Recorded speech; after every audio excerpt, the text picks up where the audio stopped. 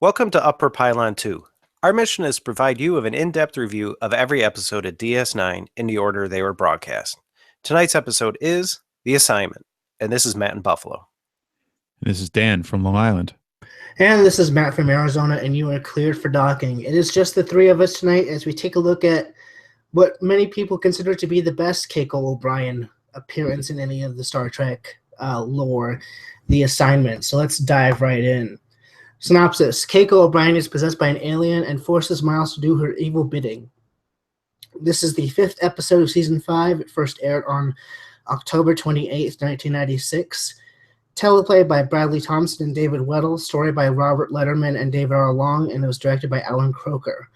Guest stars as we include Rosalind Chow as Keiko O'Brien, Max Grodenchik as Rom, and Hannah Hatay as Molly O'Brien. Matt has the notes this week, so Matt, take us into The Assignment. Teaser. We open with Morn enjoying a nice slug liver breakfast in Quarks.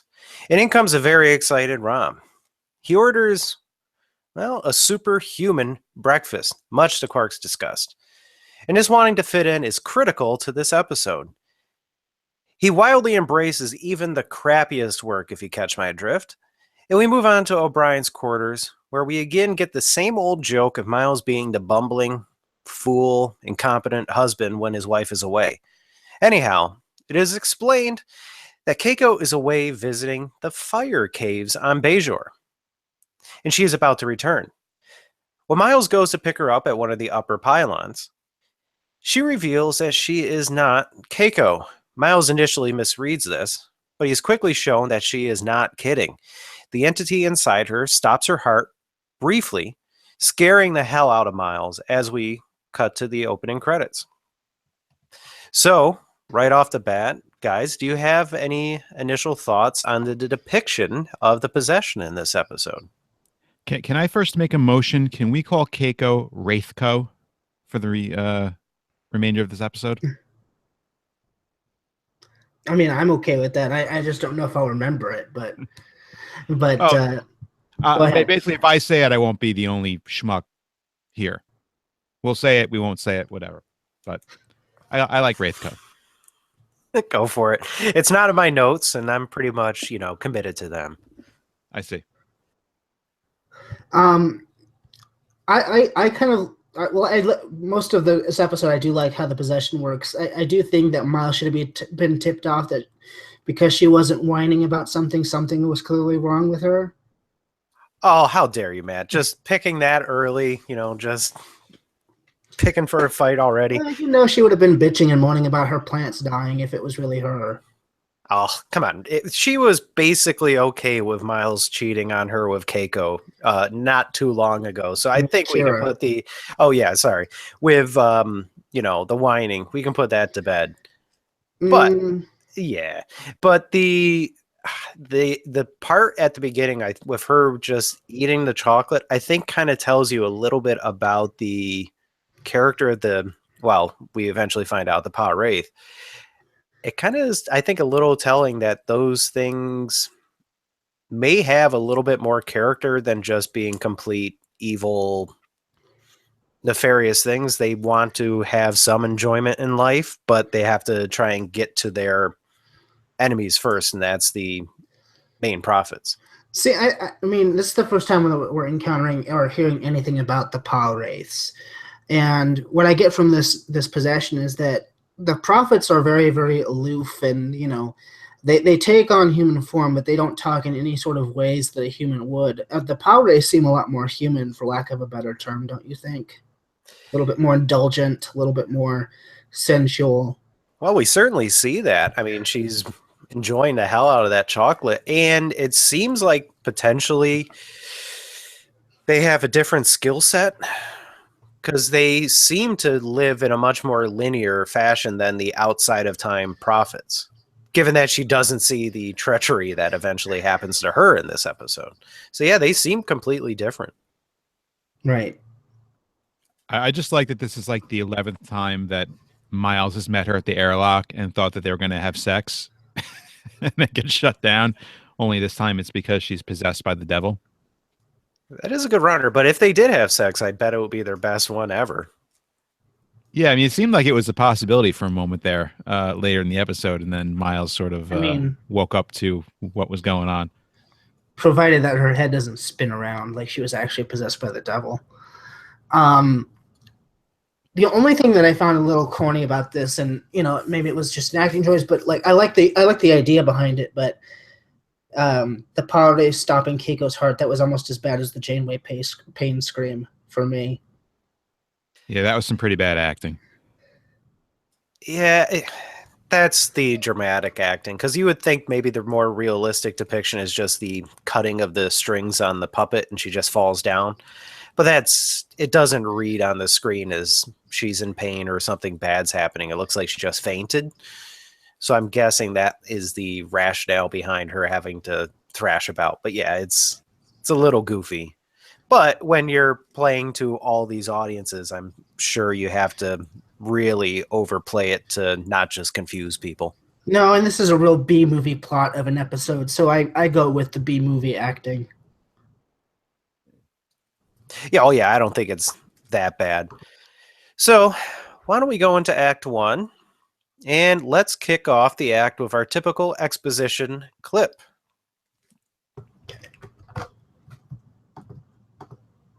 If you're really in control of my wife's body, let me speak to her. She can hear whatever you have to say. Not good enough. I want to talk to her. I want her to talk to me. You're in no position to bargain, Miles. Strange, these corporeal bodies of yours, so fragile.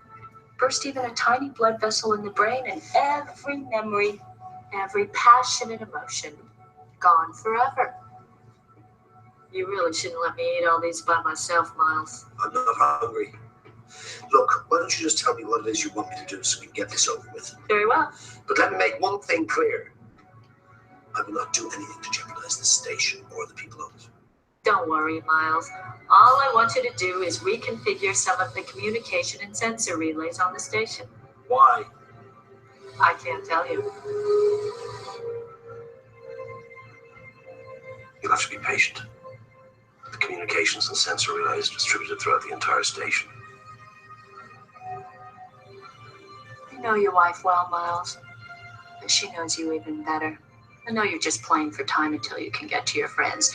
Julian, Dax, Captain Cisco. I know they'll all want to help you. The captain may even allow you to do what I'm asking, at least until someone figures out a way to catch me in some sort of stasis field or some other clever device you're already dreaming of. And you know what? It might work. You might be able to stop me. But I promise you one thing. If you do, Keiko will die. All I need is a split second to cause a massive brain hemorrhage, and she's gone. I know this is a difficult adjustment for you to make, but we don't have a lot of time. What do you want me to do?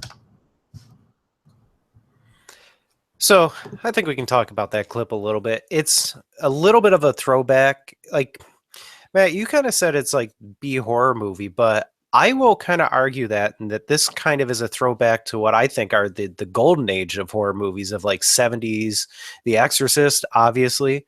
But The Omen is like something I'll reference later on. It's got what I think is strong references to the peaks of horror actually here. And specifically, I really love, and I've always kind of haunted by the concept of like a demonic possession where the victim is still there as a hapless witness to what's going on, and her sitting up, and during the clip here, she's wiping the blood away from her nose, and the idea that Keiko is there basically witnessing, maybe feeling all this going on, is just like a really scary, interesting, haunting concept to me that I really like. And it's a callback to just the great 70s horror that I personally love. I could definitely see that for sure.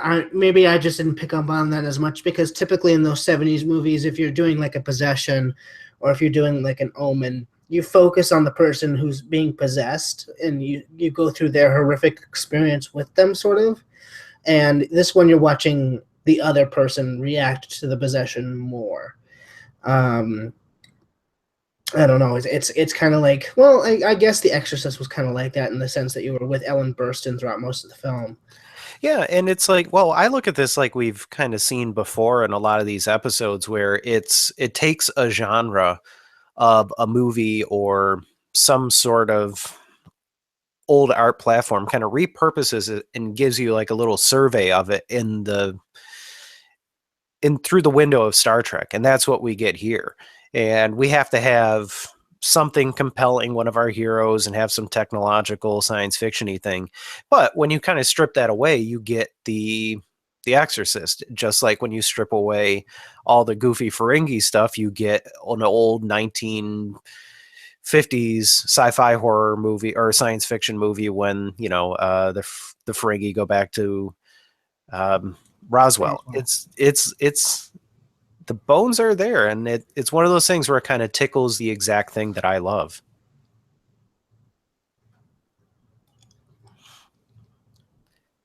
I'd add something, but I don't watch horror movies. You're missing out, buddy. They're so good.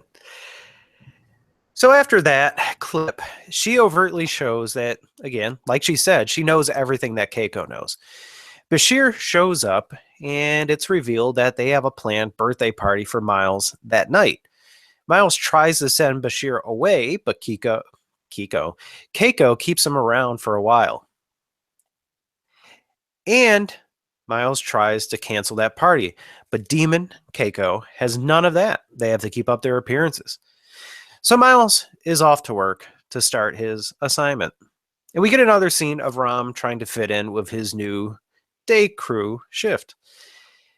While Miles is working alone, he starts to work out how to render Keiko unconscious, and nothing will work fast enough.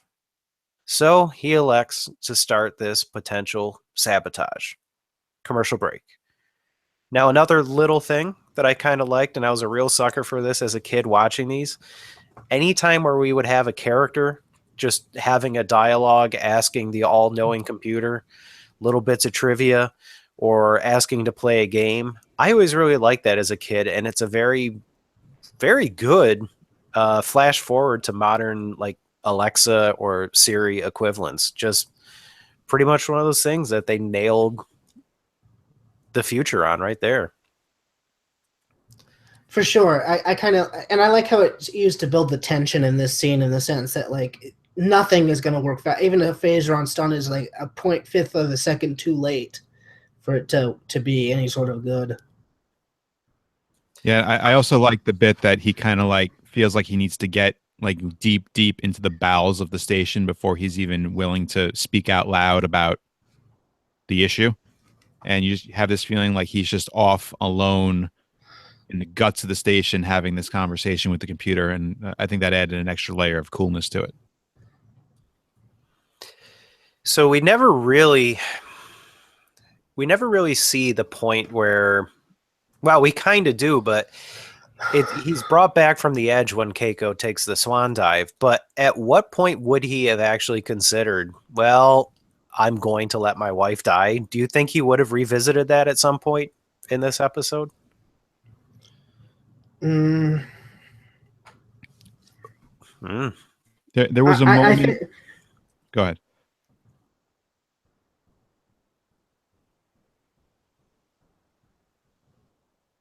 Am I going?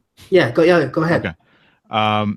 There was that moment later on in the ward room where they're like, "All right, O'Brien, it's got to be somebody on your staff. What do you think?" And they're like kind of hashing it out and like, who could do this and who has the access? And you just see this agony on his face, and you feel like he's about to crack. And that's when Keiko calls, and she's brushing Molly's hair, and it's the implied threat against his child now. That it's not just the possibility of losing his wife, who, to be fair, is only around, once every 6 weeks, but now it's his child.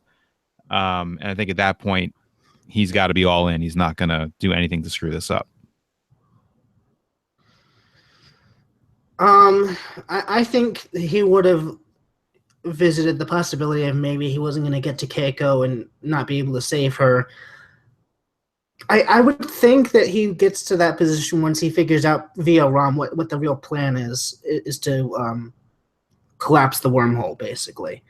I don't think he would have let that happen. I think that whether either through accident or because like let's say that whatever that thing was didn't work against the power wraith, he would have tipped his hand anyway. So she would have killed Keiko.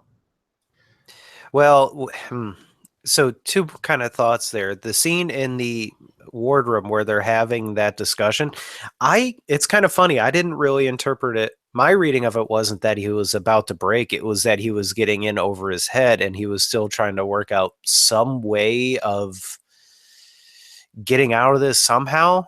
And that eventually presented itself when he kind of realized he can throw Ram under the bus. But I didn't necessarily see that as him coming close to cracking or telling them what's up. It was him just trying to figure out how to prolong the situation as long as he can. And then once the Ram conversation happens in the holding cell, at that point, he's got the drop on the power race. He was not going to do anything to jeopardize anybody at that point. But I would have to guess that there would have been a point still, because this is, for the uniform Miles O'Brien, he knows what the duties are. I kind of got to believe that at some point, if he did not know what the plan was, that he was just going to go snap and go. It might cost him his life, probably cost Keiko his life, but he was going to at least jump in there to save Molly and the station. I feel confident in thinking that was going to happen at some point. Objections? No, and I could see O'Brien kind of being the person, like, of course, take us out of the, using the runabout to, I don't know, if the plan didn't work, just blow up, self-destruct the runabout. Right. That would be his last out, I would think. Or, we're not going back to the station kind of a thing. So, in Act 2, that night at Miles's birthday party, Keiko is being a great host. The food is just wonderful. And Miles is pissed. He wants to talk to her, but she won't have it. He eventually points out that he did what she asks, and she basically blows him off. And when Demon Keiko gets close to Molly, Miles breaks a drink glass in his hand, cutting himself out of frustration. He and Keiko excuse themselves to go to the bedroom, where she scolds him, telling him to get a hold of himself. And that, good job with those modifications, but tomorrow, that's when the real work begins. The previous stuff was only a test. And now, get back in the party and have some fun. Later that night, they vaporize a perfectly good half of a cake, and we get more of a sense of the tension between these two in our next clip.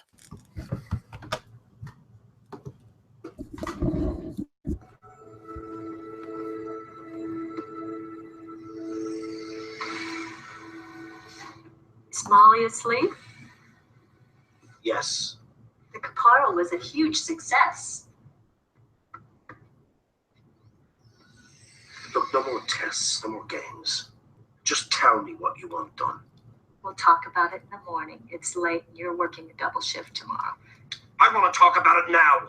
Miles, I make the rules. Now relax. Everything's going to be fine as long as you do what I ask. I'll sleep on the couch. Don't be childish. What if Molly has one of her nightmares and comes running in? You'll sleep in bed with me just like you always do. I'll be there in a minute. Don't be too late. You've got a busy day tomorrow.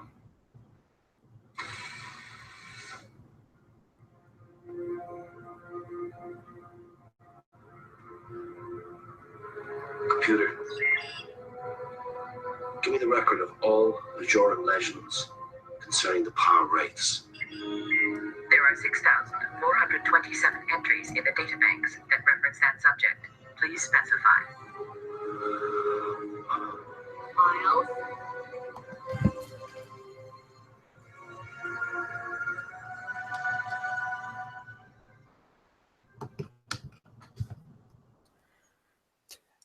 So this is where Matt alluded to it earlier, but I really want to give some props to Rosalind Chow here because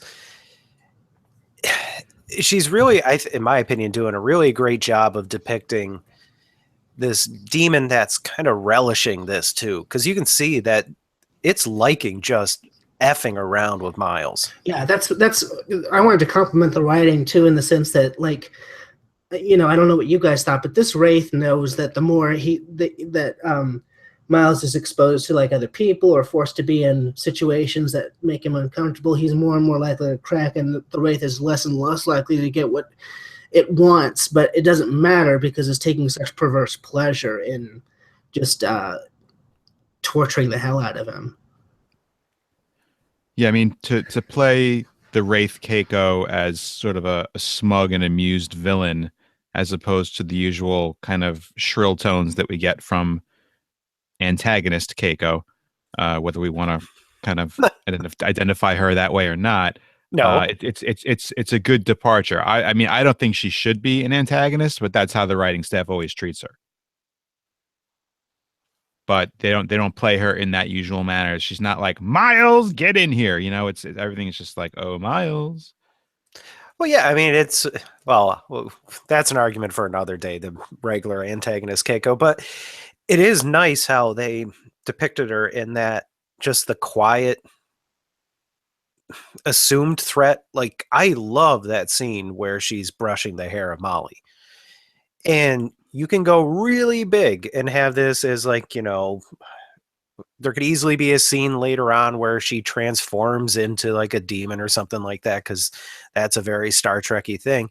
And it's played very close to the chest for the most part, very quiet, implied threats, and just that little bit of weird glee. And I think that's a lot more informative to the character.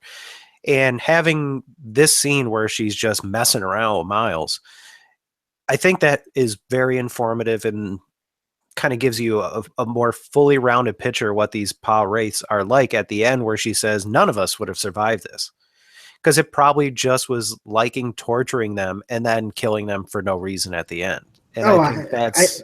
I totally go with Keiko at the end, that I think that the Wraith would have killed them anyway. Oh yeah, because it's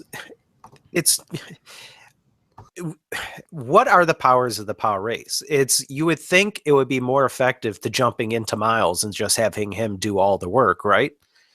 So I'm assuming there might be some limitation to their power, or it's possible that it just elects to stay in Keiko because it wants to do this the more sadistic way of handling things, torturing somebody into doing the work rather than just, I'll go do it myself. Right. Well, I think that's a possible reading of it. I mean, I think there's a couple of things going on here. I mean, for one thing, as we've said, this is the first ever reference to the Pa Wraiths, and it's in, a pretty middle of the road, average kind of an episode. So, if we assume that they knew what they wanted to do with them down the road, as far as where they would be in the arc, they may not have fully fleshed out what their powers are going to be, or wanted to define them too closely and then be stuck with what they came up with for a middling episode like this. So by playing it close to the chest and playing it small, they keep their options open, and to be realistic, they're keeping the budget small by not having her shoot fire out of her eyes and whatever else.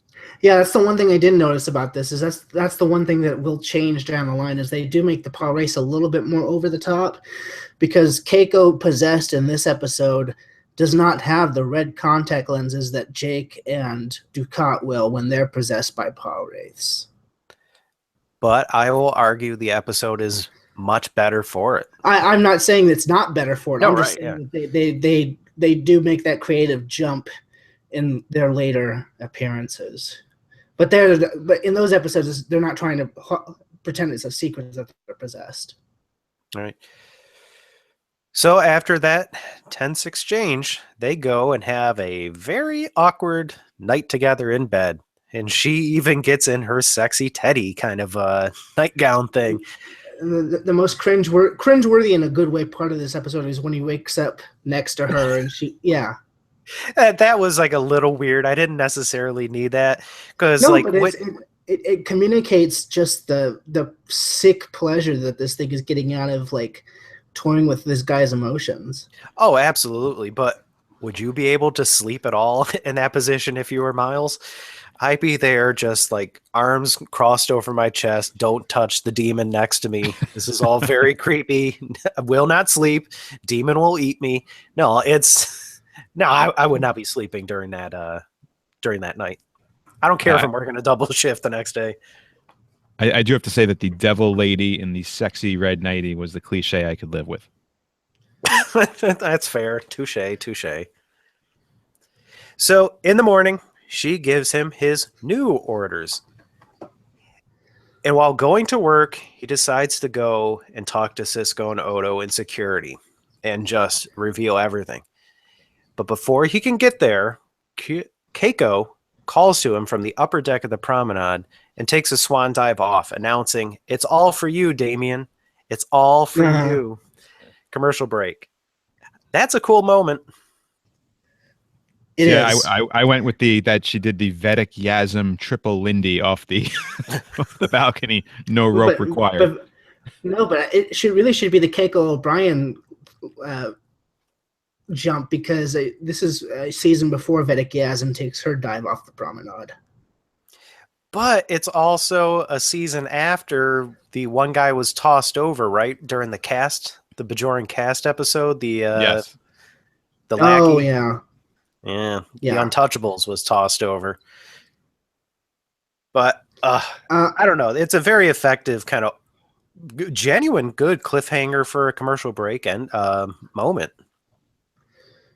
Not only that, but I mean, not that we were downing it before, but in case anyone was downing it, including Miles, like, this is a clear message that no matter if you think that I'm not watching you, I know everything that you're doing.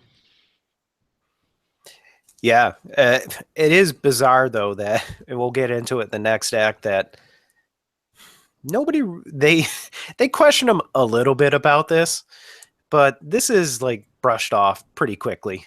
That the wife, very possibly tried to commit suicide in a very public area. The husband has, what we thought was an established history of like PTSD, and this doesn't raise more questions of like, what's going on in that house? Like, why did she just jump over? It's very weird that the rest of the crew kind of ignores this. Yeah, and in his brain, he's been in jail for 20 years, but he's only been out for one. Yeah, it's a few weeks, relatively. So it's funny, but I get that they can't dwell on it. But it's one of those. I'm not saying you're wrong, because you're right, but I will say this: at least they didn't show her like climbing foot up on the banister and then leaping off. They did make it seem she fell in a way where she kind of fell over the banister, in the sense that maybe she lost her balance or something. It's highly unlikely, but at least it doesn't look like it was. She didn't do any body movements that make it look absolutely deliberate, like putting one foot up and then leaping. You know what I mean? Maybe she argued I was just trying to lean over the edge to like give him a kiss going to work. I don't know. But the fact that she calls out, "Hey, everybody, look at me," and then, goes ass over tea kettle, you would think there'd be more witnesses saying, no, she tried to kill herself. No, she just fainted, and because she was right next to the banister, she fell over the side. Sure. Well, she is an exobotanist. I mean, who knows what she's been brewing up and exposing herself to. She could be under the influence of God knows what. A lot of fungus in the fire caves, as she reported. Yeah. So, Act 3, we come back to Cisco and Odo giving O'Brien the quote-unquote third degree, and boy, does he dummy up. Bashir says that she'll be okay, but she was, in fact, really busted up. Now, Miles goes in and talks to her, and she lays it down very firmly and simply that he has now 13 hours to make these changes, or Keiko and Molly will be killed. End of discussion. He leaves and starts the clock. As Miles struggles... He leaves again, but not before another, like, just... I love the creepy moments, like, give me a kiss goodbye, Miles. Oh, yeah. And we're kind of going through this because so much of this episode depends on just what they hope, and I think was fairly effective, just sense of pervasive dread through the episode.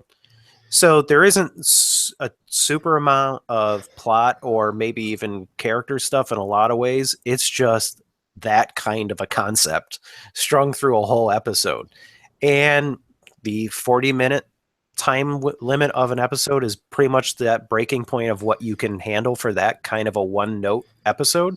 Mm-hmm. But yeah, it works when a kiss the demon kind of a thing, and it's creepy. It's still working for me at this point in the episode. I like that when Miles finally gets himself out of there and he runs into Worf on the promenade, and Worf has his paycheck scene, and asks if there's anything he can do. O'Brien gets this like wistful look on his face, and he's like, "Oh, I wish there was," and he really seems to mean it. And I just wish they'd like cut away to some sort of montage sequence of like Worf and O'Brien putting on their Klingon martial arts attire amongst incense burning and doing side by side batleth workouts, maybe tossing the Klingon medicine ball around. And I think a headband on O'Brien would have been a must. I think that was a missed opportunity.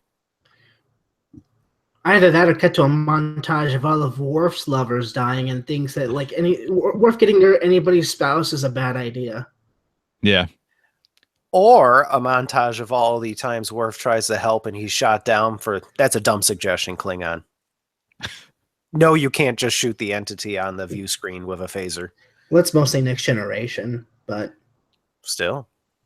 He had a lot of dumb ideas back then. And we established he can't just get out of it by shooting it this time.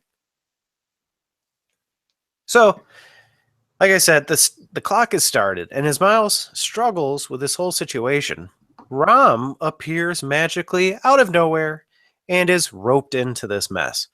Miles lies to him, tells him to keep silent about what's going on, and gets him to help with the sabotage. And as they work, Dax discovers that there is a saboteur at foot. And who does she go to first to reveal this? Well, clearly it's going to be Miles, as he is obviously to be trusted. Commercial break. Now, this is... Remember how we were reviewing a piece of feedback a little while back saying that we didn't know of too many episodes where the A and B story intersect at the end? Right. I mean, this the argument could be that it may not be a true B plot in the sense that it's kind of like an extension of the A plot. But on one hand, you have this assignment for O'Brien via the Power Wraith, and then you have this Rom wanting to fit in with his new teammates and new crew members, and they intersect at a point where O'Brien's going to have to depend on Rom to get this assignment done. Yeah, my argument would be that this is barely a B story. You get bookends and then like your only comedy relief scene in kind of the middle. But I kind of put this as just an A sub story that just runs parallel with it. See, I would have, except they make us spend that whole scene with not only with him trying to acclimate to his new team, and that feels a little too much for a subprime story. Well, I mean, it's straying the territory. I mean, like you guys were saying before, this is just kind of a standard possession horror episode, except that they put two indispensable pieces of arc into the story, which are the introduction of the Power Wraith, but also establishing Rom as now being an essential part of O'Brien's team, which continues to pay off down the road in the series. Well, speaking of Rom, how did you guys feel about him this week? Because this is where a little bit of Rom can kind of go a long way, I think, a lot of times. And he works best, if I'm honest, as the comedic foil with Quark. And they're a really great duo. They were my vote as the best duo for the Yuppies last season. This time he's kind of flying solo to an extent and eating up a little bit of solo screen time, more or less. I could see somebody being annoyed with him this week. Just the exuberance and his goofiness. Uh, Did he rub anybody the wrong way this week? I mean, he was a bit much in that first morning meeting or what have you on the swing shift, That's but that's the scene where I was thinking could be bad. you gotta love the Rectigino, you know? I mean, that's just classic Rom. yeah, I could see where some people might go say it goes a long way, but you know what? I'm not one of those people because, like Dan, I think that the only scene that you could possibly fault is that meeting scene at the beginning, in the middle, rather. But right, like he said, he's so endearing during that scene, and then once he gets into the O'Brien subplot, that actually does a lot for his character in the sense that I mean, we had seen him step up to the plate before, and like our man Bashir when he's trying to save everybody off the holodeck. But I mean, it says something that the one person among all these, Starfleet and Bajoran engineers who actually picks up on what they're actually trying to do is Rom. Yeah, he's the smartest guy in the episode. Yeah, and I mean that scene where he's in the holding cell and he's having like the arm crossing standoff with Odo is just comedy gold and awesome directing. And like who else but Rom would go all stone cold Forrest Gump in an interrogation the way he and does. and they make a joke actually work in a dramatic sense because there's one point where he says where O'Brien swears him to secrecy and Rom says I won't even admit my name, and then later when he's arrested Odo has this line that's like I had a hard time just getting him to admit his name, much less anything else. Yeah. Nobody dummies up like Rom.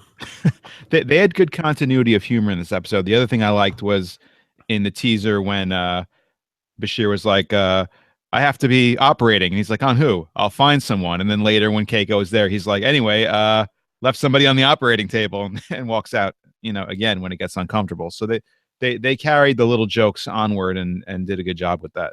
All that was missing was the rule of three in comedy was the third time callback later in the episode. Yeah. But yeah, the thing that really, in my opinion, and Matt touched it, but I want to double back and like hit it again, is that this thing that will save Rom more often than not in those scenes is that you said endearing. And I said goofy, and I kind of meant that as like a positive, that he is just so likable usually in these scenes, just the voice and the Gino, like you said, it's that kind of just limits you from like actively hating him because he's just a fun goof and not like directly grating. Well, here's the thing too. I mean, we have evidence of this, right? Because played the right way, it's Rom. Played slightly the wrong way, and you get Neelix. Ooh, that is fair. Agree? Yeah. You're right. Yeah. And Neelix, the Neelix, the bad Neelix of him being all possessive of what's her name? Yes. Yes. That is the bad Rom. Excellent point, Matt. Excellent point.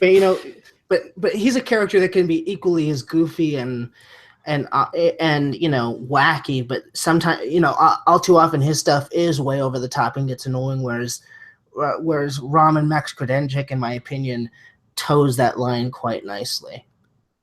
Well, and the part where Rom is like this savant kind of works, like and you get to a point where you believe him coming up with the solution that nobody else sees, and like you're saying with Neelix, it always feels forced or it's annoying or what have you. Well, I think too it's because Rom is always portrayed as everyone puts him down. He's so dumb, and he's the constant underdog, and we can always root for the constant underdog. When we first meet Neelix, even then he's this smug asshole who's,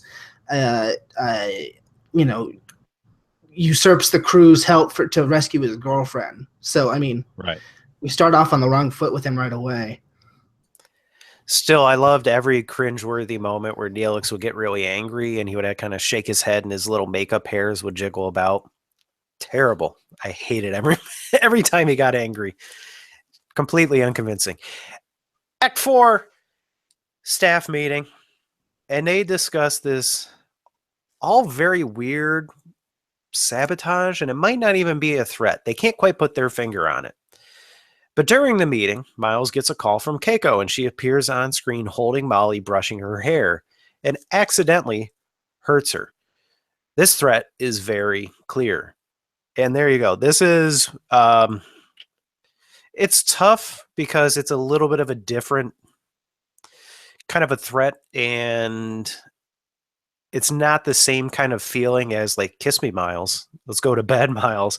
But this is maybe the best scene because it is ratcheting the tension now to a pretty high level, and it's effective. And I kind of side with Dan on this one in the sense that I feel like Keiko's call comes right in the middle of like this investigation is heating up. He's slowly being backed into a corner where he's either going to have to really try to make something up, or he's going to have to try to tell them the truth. And the call comes in right, like, again, I think it's supposed to signify what the fall off of the banister did earlier, which is like, you think I'm not watching you, and you think you're safe, and you think you can, kind of talk to these people, and I won't ever pick up on it, but you better stay in line. It's not that I necessarily disagree. It's just I kind of feel that that's not what Miles's character would be like. The more you kind of push him into a corner, the less likely he is to give up, I think. And he was getting pushed into a bad corner, and he couldn't quite see it out. But the thing is, he was being pushed into a corner with the three people that would be most likely to help him in this scenario, in this situation. You have Cisco, Dax, and Odo. Those are who you want on your side if you're dealing with a possessed person who's trying to hurt the station. Yeah, I mean, plus it's not a literal corner. It's not. I mean, if it was a boxing ring, he'd beat the crap out of all of them. But Miles is like the most honest man you'll ever meet in your life, and he's having to lie to his friends, and he's getting to a point where his lies are becoming so ludicrous they're going to do to him like what they did to Data in Clues, where at a certain point they'll just say, "Hey, Miles, can you step outside for a minute?" And they'll be like, "All right, why is the chief lying to us?" The next thing you know, he's under arrest, and the whole thing is shot.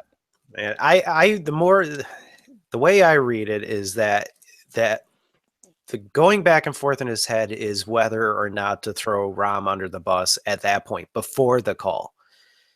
And that when the call comes in, that just locks it in that, yeah, I will now throw Rom under the bus, because he already went down that road to go to his friends, and that was cut off to him. And I think dramatically, and just the way that you kind of write this for a character, is that once that road is blocked, he's not going to go back down there.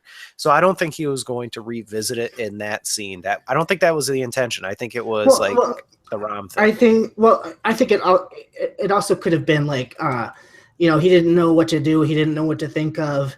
And then the call comes in, and you can interpret it that as like, you're being backed in the court. You better think of something, though, before spilling the truth.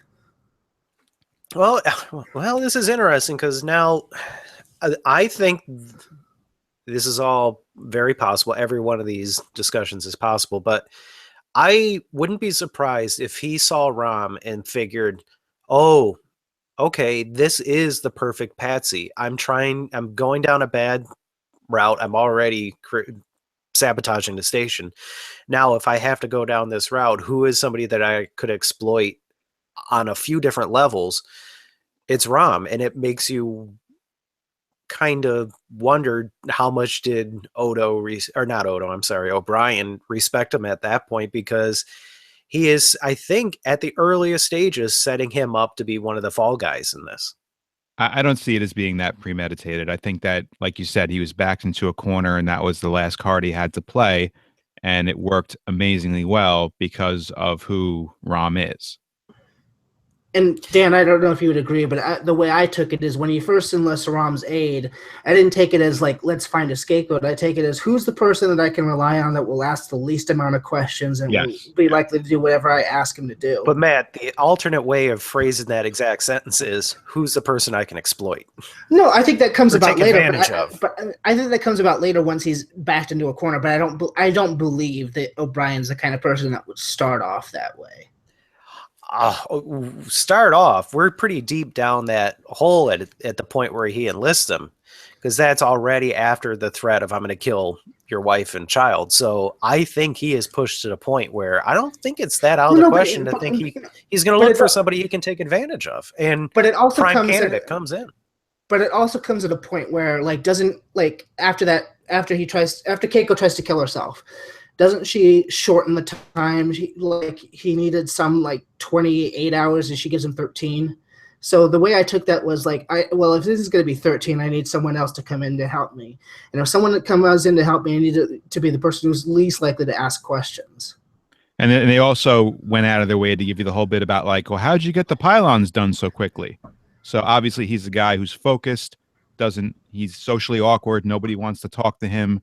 There's no distractions. He's not going to be gossiping with anybody. You know, it works on a number of levels. But I mean, just based on O'Brien being O'Brien, I can't get behind the premeditation. Oh, the fact that he is telling him in there that we're going to need you to lie if we're caught.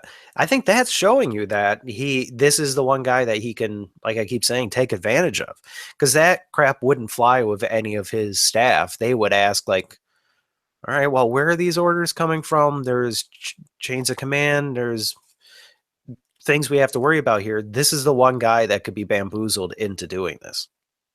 And I don't think that's goes unnoticed by Miles. No, it's a fair point. I think maybe it falls somewhere in the middle, but I would tend to go closer to Miles just pulling out the last card he has when he's in a corner. Right. And like I said, maybe that goes into our initial analysis of that. Who's the least likely to ask questions and who would be the best at plausible deniability? Well, it's all these things kind of rolled together.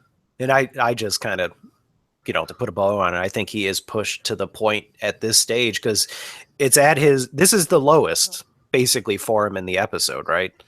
Or right around here.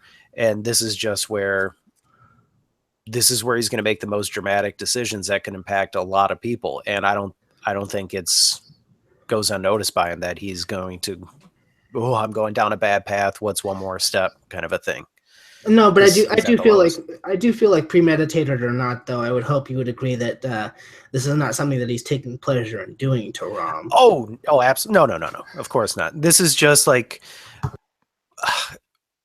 keep moving for, the next minute, solve the next problem when it comes up. Just keep trying to move ahead.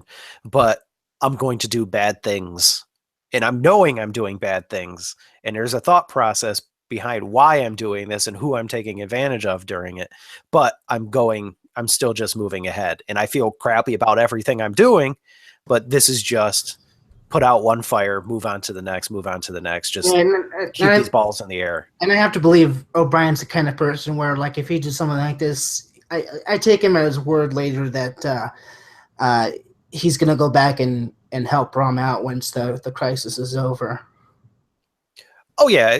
Yeah, you would think in his head that if he's not swimming in there, that he'll try to make things right eventually. But that's a problem. Like I said, we'll cross that bridge when we get to it. There's much more pressing things to get to. So, like I said, after that call comes in, that cinches it. Miles throws Rom under the bus. And Rom is tossed in a cell by Odo. And like I said, nobody dummies up like Rom. Eventually, Miles is called in to speak to Rom in detention. And they talk alone in our next clip.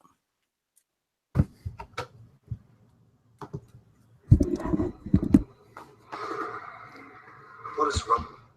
My baby did a chirp through the baby monitor there. Eavesdropping devices. I haven't told anyone anything, just like you said.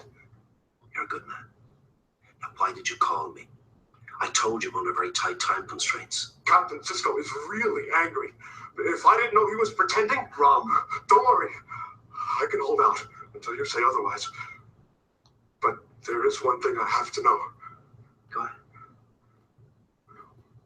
Why are we focusing a chronoton beam at the wormhole? What? The new frequency of the deflector grid is set to turn the station into a massive chronoton array aimed directly at the wormhole. So, I just wanted to know, why are we trying to kill the wormhole aliens?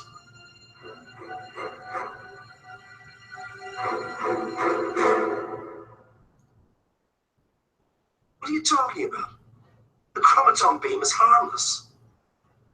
To us, but its temporal disruption would kill a wormhole alien instantly. What did I think of that?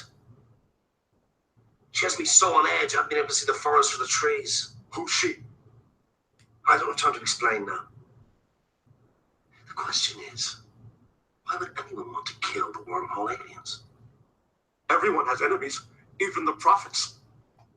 That's right. They're not just wormhole aliens, they're prophets.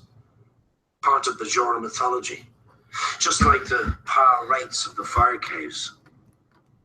So,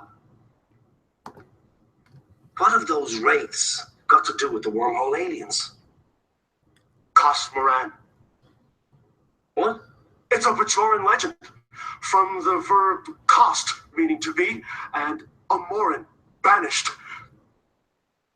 Lita's been telling me all about Bajoran legends. She can go on for hours. She says I'm a good listener. I'm sure you are. Now it's time to be a good talker. Go on.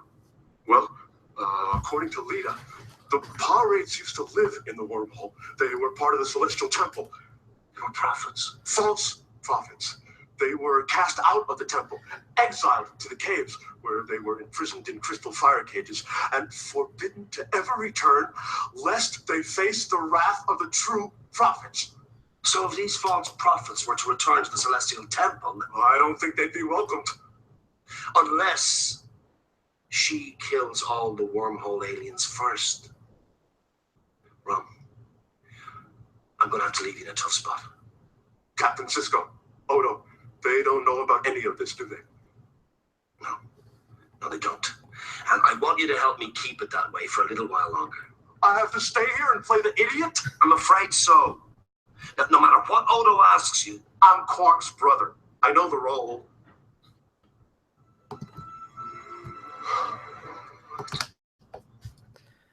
Well, I don't think they'd be welcomed. That's the sleeper funniest part in that scene. I'll argue that. And I would say that, I mean, if you had any little sort of misgivings about that scene with Rom earlier in the episode, I think this is the scene where Rom earns his pay for the week, don't you? Oh, yeah. And the other funny thing at the beginning, which, again, I think it kind of argue or goes to my argument a little bit of, man, Rom is still dumb in so many ways. Like, he is still thinking that Cisco is just play acting, that he's angry at the beginning. That's just also just a funny, goofy moment in the midst of this really potentially horrific, tense episode. Oh, to be fair, I mean, he's been doing like most of his work in the sewers up until this point. This is all way above his pay grade. He doesn't know how the big business gets done. And besides, Cisco acts over the top from time to time to make a point, so... He's over the top at the Replimat when he orders his breakfast from the replicator. It's just scenery show with that guy.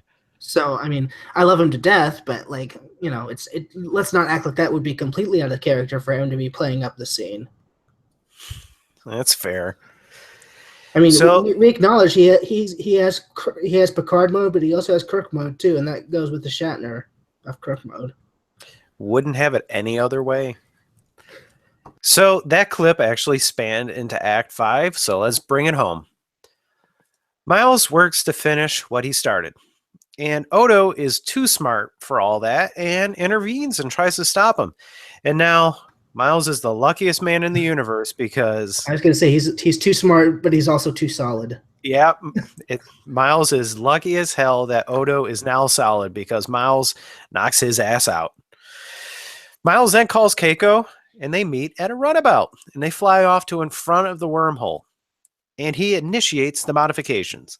The station fires and hits the runabout instead, thus killing the Pa Wraith and freeing Keiko in what, I gotta be honest, is a fairly underwhelming solution to the episode. Just hit the fail horns for that Pa Wraith not seeing that one coming. Anyhow, they return home, and Keiko... But then you gotta hit the wind horns for the... Oh, again, it's over the top, but it fits in with the tenor of this episode of just the Pa Wraith being exercised from Keiko's body and just the over the top, movements and screaming, and that was great. That's just, it's tough because just ride the round. We'll paint in the lightning bolts later. Just, it'll look good. It'll look good. Don't worry about it. Don't No, worry Yeah, but can about you it. imagine the dailies on that? I know, but like, just even after the animations put in, just like the fact that she does her final like scream with the arms toward the heaven thing before she faints. So we'll talk about this still, I think. The only way I can really justify this kind of lame solution is that the poly wraiths are just so human, or whatever we were kind of arguing for before, that they were taking way too much perverse pleasure and finally having it work, that they were distracted and didn't see this as a possible way that this was going to play out. Or you could argue that, I mean, I would say that you could argue that if a power wraith possesses a person, then it controls every aspect of that person, but it's also limited by the corporeal nature of that person. So I don't think when the wraith is in Keiko, it's all knowing, all seeing anymore. I think that because it catches Miles a couple of times, I chalk that up to more of what the wraith said at the beginning, like, you know your wife really well, Miles, but she knows you even better. So I take it that that's just the wraith using Keiko's mind. It's not the wraith being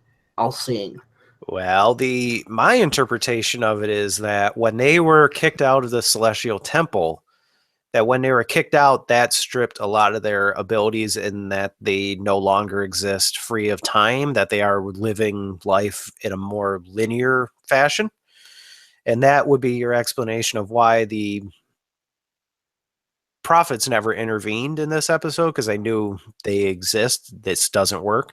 But that's why the Pa Wraith wouldn't like literally see this as the future.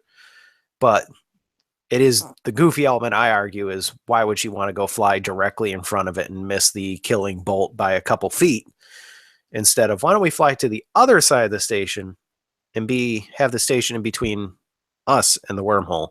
That's the goofy part that I don't quite get. But They never even had to leave the station. Possibly. I mean, like, the argument might be that the station becoming the emitter would flood the station in this, and it would kill her on this, or kill the demon on the station if she wasn't a safe distance from it. I suppose That's the argument I would guess there. Or she could be intercepted before reaching the temple. You know, shot down or whatever. Sure. So to wrap it up, they return home, and Keiko confirms that the entity had no intention of letting anybody live. Probably Miles, definitely Keiko, maybe Molly, maybe everyone on the station, who knows? So it's a good thing they killed that thing. Like I said, the smartest guy in this episode returns to Quark. That's Rom, to bookend the episode. He announces that he has been promoted to the day shift, and to celebrate, he orders more disgusting human food as we break to closing credits. I know, the disgust over pineapple. Oh, that, to be fair, that does sound disgusting on pancakes. That killed that breakfast for me. You don't like pineapple at all? No. I love pineapple, but not on pancakes. In a tropical drink with some alcohol in it, maybe, but not with my morning pancakes. Pancake milkshake is pretty good too. I also like the line bacon didn't work with him. What are you, mad? Come on. That's the most unrelatable, unrealistic thing in this episode. But it was a nice little arc for Ram too, because now we're going to see a lot more of him in the engineering division during the rest of the season. So I think that about does it for the assignment. So we're going to go into final thoughts and ratings. And Dan, we'll let you go first. What are your final thoughts and ratings out of 5 for the assignment? All right. So I think it's the power of DS9 that what generally amounts to an average possession of the week yarn holds within it the beginning of the Bajoran War of the Gods that arguably carries equal weight to the Dominion War in terms of the series' final arc. The plot generally unfolds well without any major contrivances, and those elements aside, the writers once again use Keiko as a grating source of control over Miles, albeit in a new way. If I were a cynic, I'd distill this episode down to the following subtext. Keiko gets Miles by the balls and clamps down hard for 40 minutes, until the last 4 minutes when O'Brien uses superior guile and tech skills to forcibly drive out her PMS. The only character development we get is with Ram in the B plot, as he learns the values of hard work and loyalty over quick profit, or in other words, learns that the Federation way is best as always. I often skip over this episode, but damn if the writing staff didn't put enough important stuff into the batter to make this one essential to the series. And my final score is 3 out of 5. That was awesome. That was an awesome breaking it down, but I know Matt, the Keiko fan, cannot abide. So, Matt, what are your final thoughts and ratings on the assignment?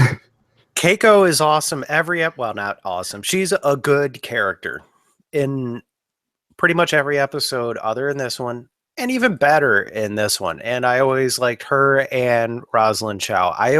And we've made this argument before, she always, I think it's an unfair amount of flack for being a very regular 20th, 21st century person in a fantastical environment. And that is viewed as like an anchor to our character that wants to go out and fly and do the fantastical things. And I think people give her way too much of a hard time for being a very real person in a fantastical show.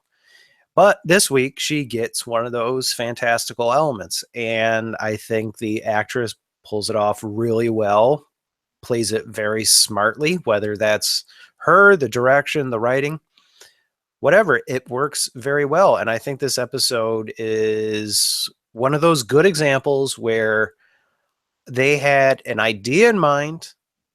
They wanted to set a certain type of tone with it. And I think they very successfully meet their goals through this episode. And I originally kind of wasn't really super excited about this episode. I watched it and enjoyed it maybe a little bit more than I expected. But then this is certainly one of those episodes where kind of discussing it and kind of thinking out loud and talking through it with a couple guys, I kind of liked it even more than kind of coming in that I originally thought that this is kind of a simple episode, but working through it, there maybe is a little bit more depth with some of the character stuff than that I didn't really necessarily pick up initially. So I quite like this episode, and I'm going to put it under one of those categories of like a sneaky good one.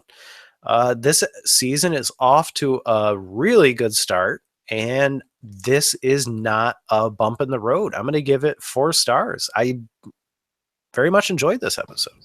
No, Dan knew exactly what he was doing when years ago he gave me this season to do Shipwreck Trek on, because this is a really good season of DS9.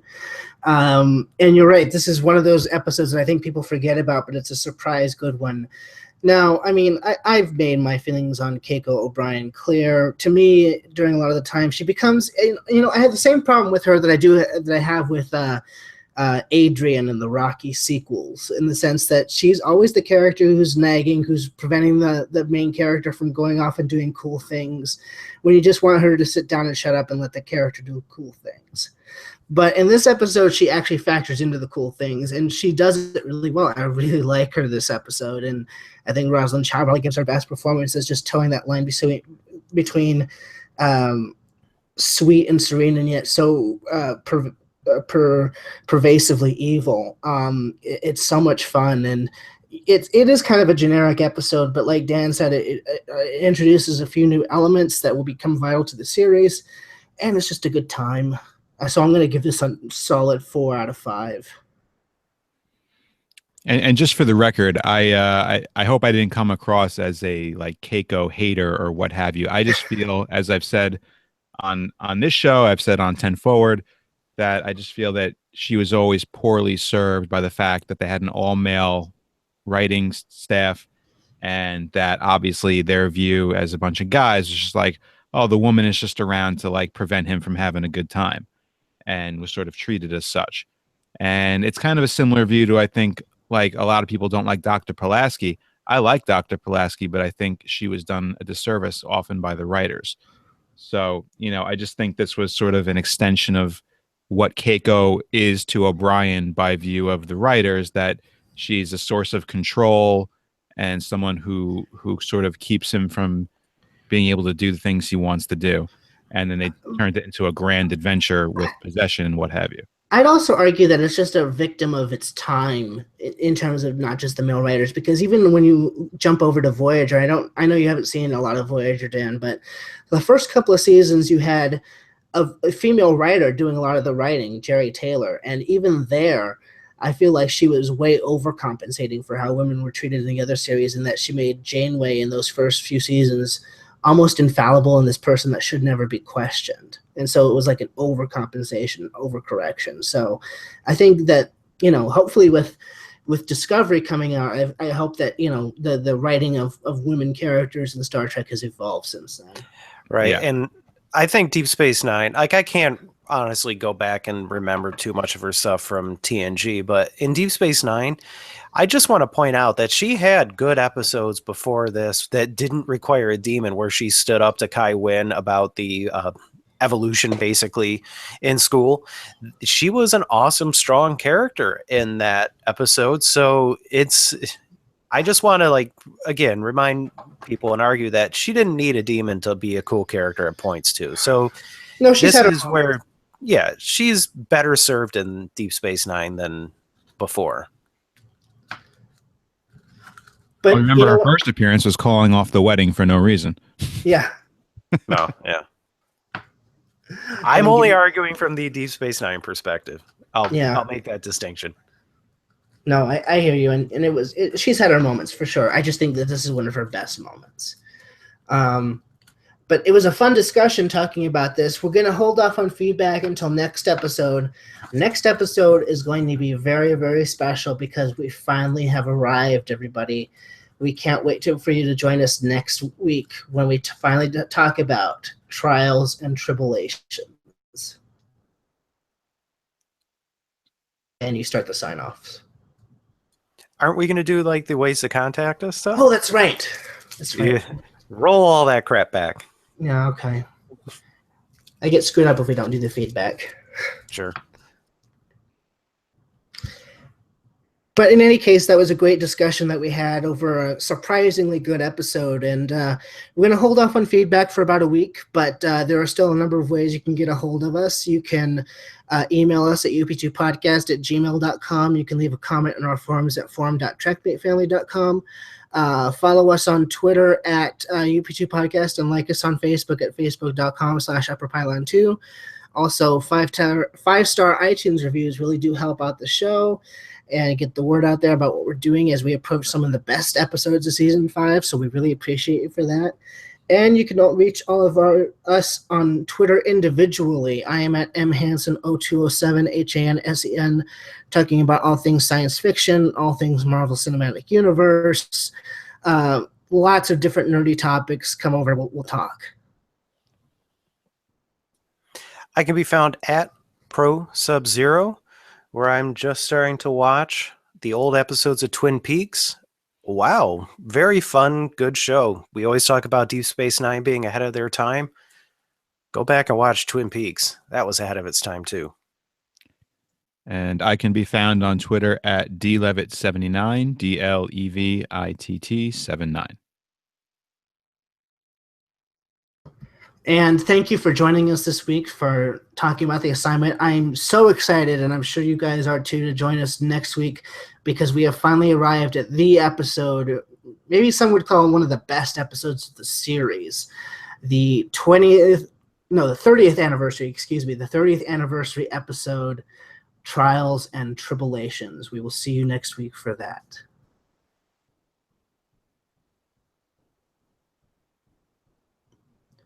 And Dan, you start the sign-offs. Okay. And this is Dan from Long Island. I'm Matt in Buffalo, and man, I really shouldn't quote any of the demon's lines from The Exorcist. And this is Matt from Arizona, closing hailing frequencies. Docking clamps are open, and you are clear for departure.